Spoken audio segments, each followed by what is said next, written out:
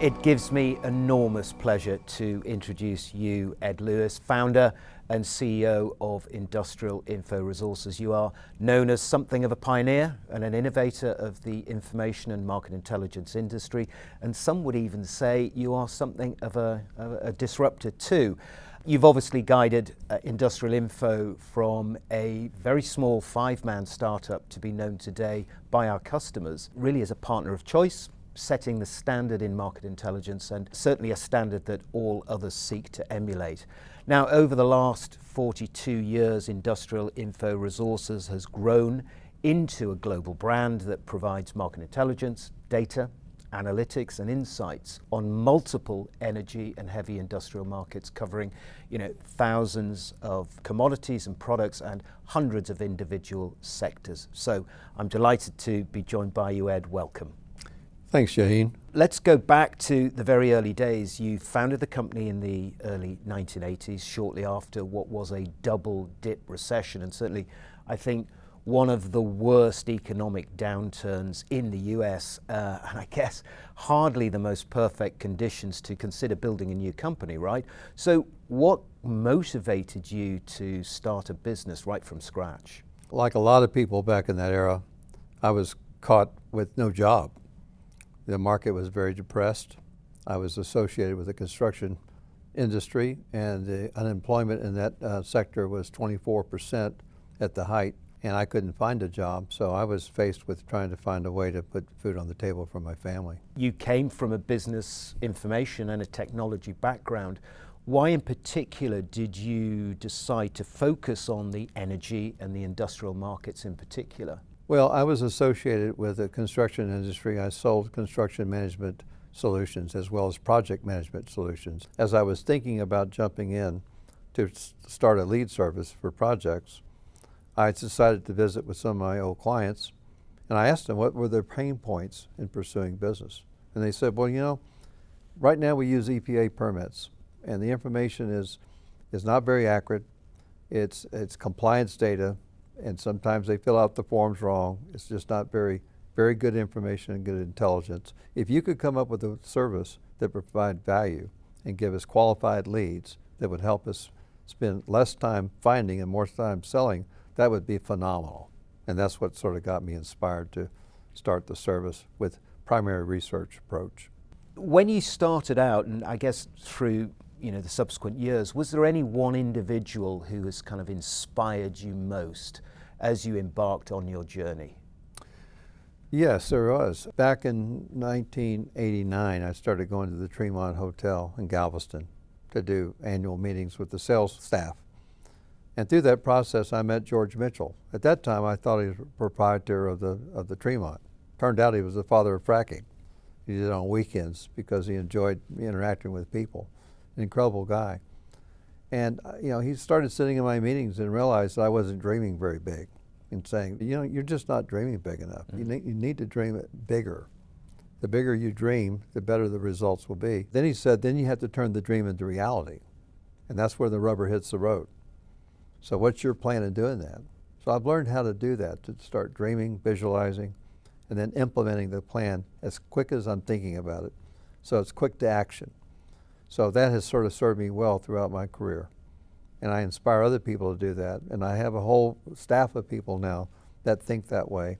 And we've set up a pretty good environment to think outside the box and create new things as we continue to evolve. And innovation and breakouts have been the key to our success. From your perspective, what are the key ingredients in having successful innovation? Well, successful innovation comes from innovating things that have value. A lot of people innovate things that don't have value, and they waste time and energy for nothing because usually they end up failing with those innovations. Our innovations come from our clients. Our clients give us feedback.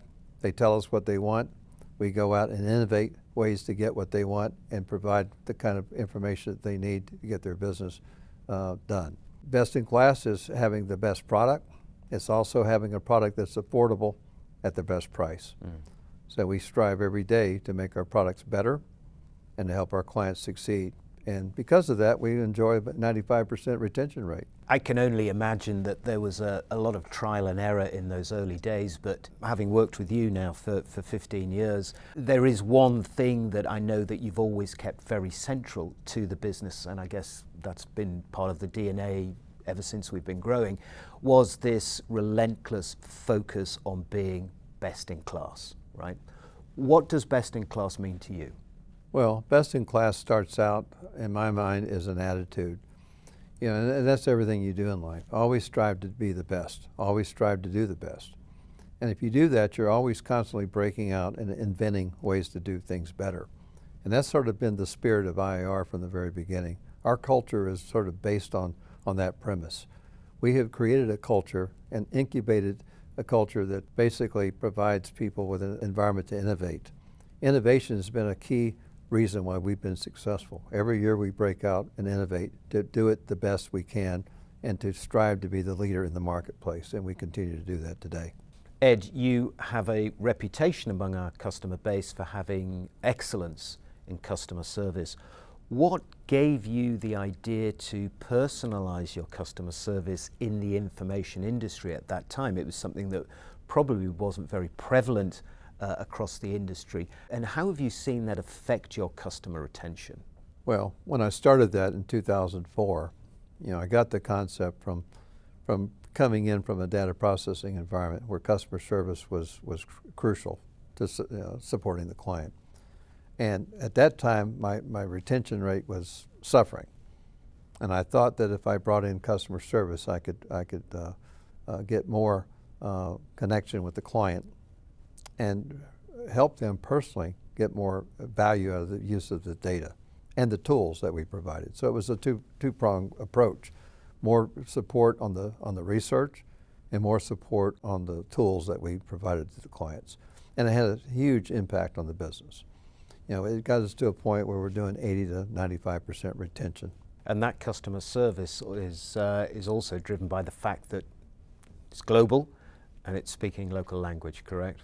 Exactly, and the sun never sets at IIR 24/7. Right. We have people on the phone helping clients every hour of the day. Ed, I would like to explore a little bit more around the differentiators, certainly around our research methodology, and just share with us why that research methodology is so unique and how is it distinct from others?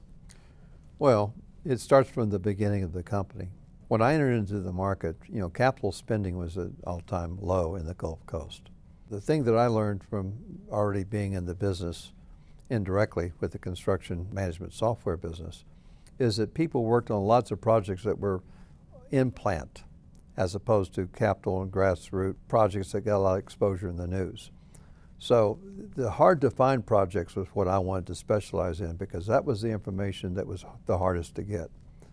And a lot of our clients could get all that by scraping services and clipping services back in those days of the publicized projects, but they wanted to get the projects that weren't so publicized, and that was the hard to find. So our methodology was really focused around the in-plant capital and maintenance spending from the very get-go. Several years ago, you took the big leap of faith and expanded into multiple geographies. Why is it important for our customers that IIR has a global footprint?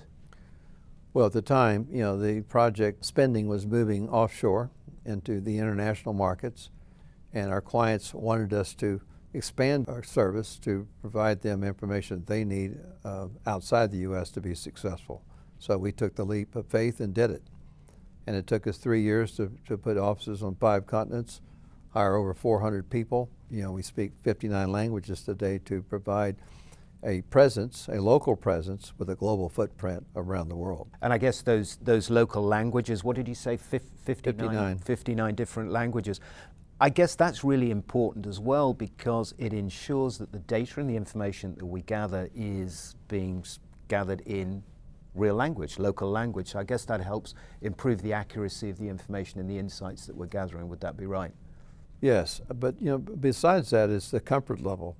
Being able to communicate with someone on the phone where they feel like you're a local person that they can talk to and not somebody from the outside trying to get intelligence about what they're working on. Right. you've obviously helped navigate IIR through multiple economic and technological cycles. Would it be right to say that we are now in the midst of one of the biggest technical transformation of our era, certainly the biggest since the advent of the internet?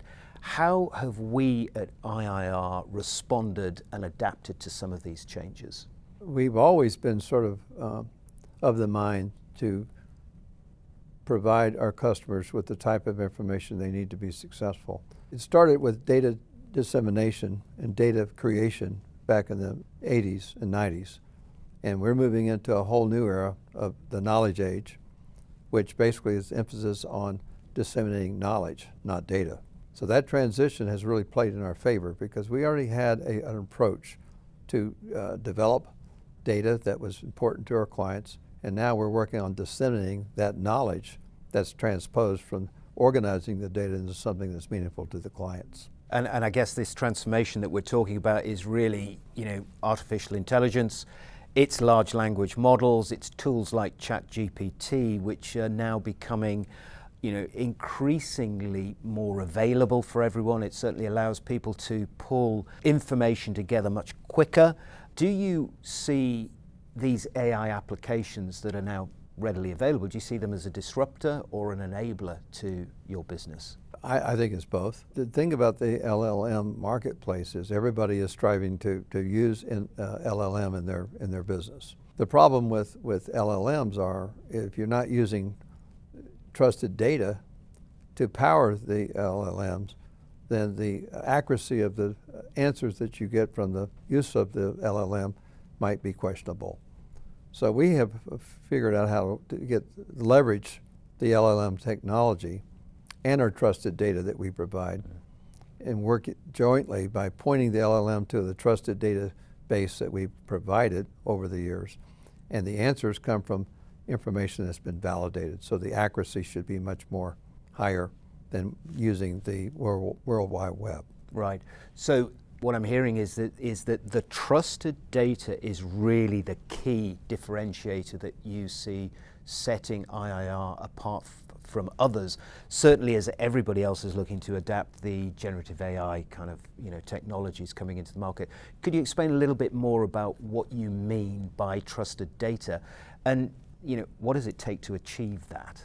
There's all types of interpretations of what trusted data is. I mean, if you think about social governance, some people think that it has to be prim and proper, and if you don't get the permission to use their contacts, that you can't use it. Our job is to provide the market intelligence it takes to drive their business. So we're going to provide the data that's important to them and getting their jobs done. And that's finding opportunities that helps grow their business. And without good market intelligence and the validation process that we go through to make that happen, trusted data is very hard to provide. And our I guess our product strategy, so to speak, is really about creating a single environment, right? Where our end users can do what we call the strategic and bring the actionable together all in one environment. I mean, that's the goal ultimately for you, Ed, right? Actually, you're absolutely right, Shaheen. It started out as a very specific focus on project spending, but as we started to evolve and develop as a company, the lines started to blur between analytics and project pursuit. And when you have those side by side, and when you're on the fly, you can analyze and understand the targets and then go to the 1 foot view to hit that target at the same time on the same screen. It's pretty amazing, actually. Yeah. Impressive, yes, agree. I mean, everybody's going to have LLM technology in their companies. That's a given. And what's going to separate the people that win with the AI is using trusted data that powers the LLM. If you think about it, knowledge to the AI application is like gasoline to an engine. Without knowledge, then the AI has no relevance. And so the way we're going to continue to use AI is to help our clients receive the knowledge they need to get their business done easily without much effort. And that's where we're putting a lot of our emphasis today. Mm. Large language models may be a term that's a little unfamiliar to some folks. Maybe, Ed, you could share how we're using large language models. Well, large language models work real well with the World Wide Web, and it was defaulted with the World Wide Web when it made its entree into the marketplace. But in reality, for people that have specialized information, you'll have to train the LLM on your specialized information in order to get the right type of response with the accuracy that you're looking for. Without specialized information, it's going to be very difficult to get any traction with the use of the LLM in our business. And I guess, Ed, you know, this perfect combination of using a specialized large language model pointed towards trusted data yields trusted insights and trusted opinion, right?